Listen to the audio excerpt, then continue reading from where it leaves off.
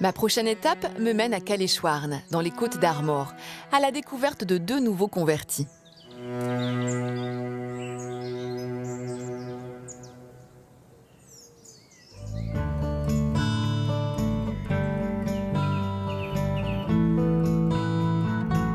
C'est dans cette ferme paisible que Christelle et Yann, un couple d'anciens infirmiers, ont élu domicile en 2011 et se sont lancés dans l'élevage. Ici, pas de moutons ou de vaches, mais des pensionnaires un peu particuliers. Un cheptel d'alpaga, un mammifère, cousin du lama, originaire de la cordillère des Andes. Comme à son habitude, Yann commence par faire son petit tour de garde. C'est beau, Jéricho, hein. Tu vas en saillie tout à l'heure. Hein. Comme je le verrai tout à l'heure, la saillie d'un alpaga est une opération particulièrement compliquée et très spectaculaire. Mais Yann ne semble pas inquiet. Je vais recharger en fond en haut et puis je vais d'abord descendre de l'eau en bas. Comment cet homme, inconnu du monde agricole et qui n'avait jamais approché d'alpaga, en est arrivé à un tel savoir-faire ?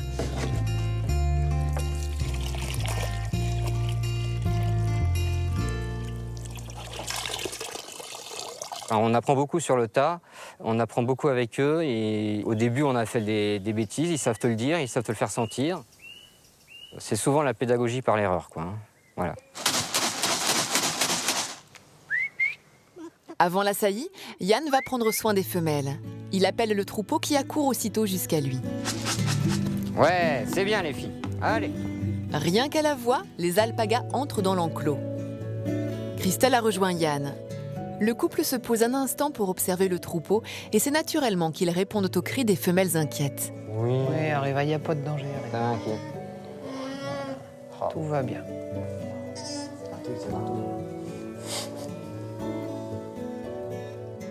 On oublie en fait que c'est des alpagas presque, quoi. Oui. Comme on est tout le temps avec, ils sont tout le temps avec nous, donc c'est pas clair, quoi. Je sais pas si c'est des collègues de travail, je sais pas si c'est des gamins. Des enfants dont ils prennent le plus grand soin.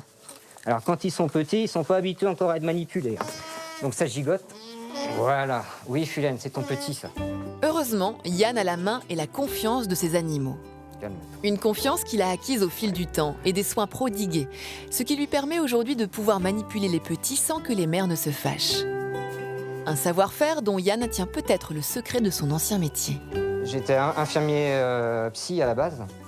Quand j'ai des collègues de l'époque qui viennent nous voir et que j'explique comment on fait, etc., souvent ils me disent « Ouais, t'es infirmier psy, mais avec des alpagas, quoi. » C'est donc sans regret que le couple vit pleinement cette reconversion, avec le sentiment de faire plus qu'un simple travail. Yann, tu viens, on va trier les toisons. Tout a commencé le jour où des amis leur ont offert un poncho en laine d'alpaga, reconnu pour sa finesse et sa grande douceur. Ne connaissant pas l'animal, Yann et Christelle font quelques recherches et là, c'est le coup de foudre. Ils vont tout plaquer pour ces mammifères à la laine si prisée.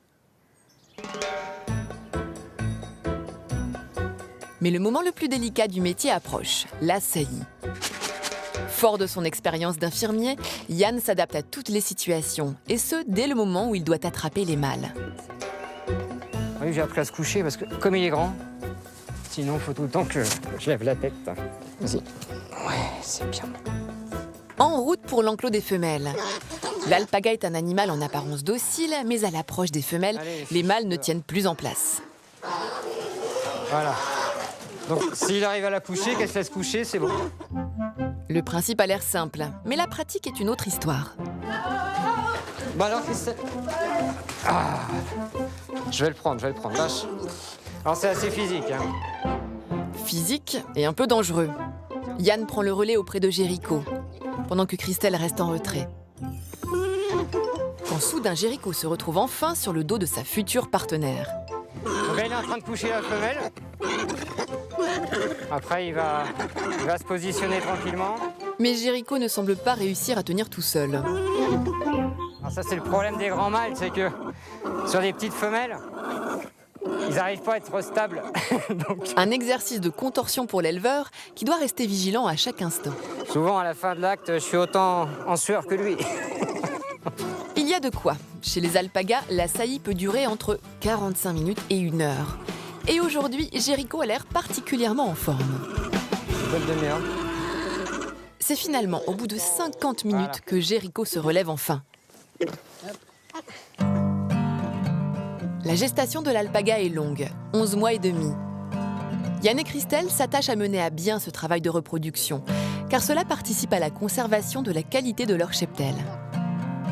Une implication de temps et d'énergie que ces anciens infirmiers ne regrettent en rien.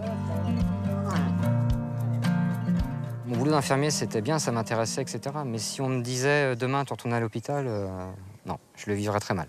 Parce qu'il faudrait me séparer de mes animaux et d'un cadre de travail hyper plaisant, quoi. Donc, ah non, non. Je me vois pas reculer, je me vois plutôt avancer.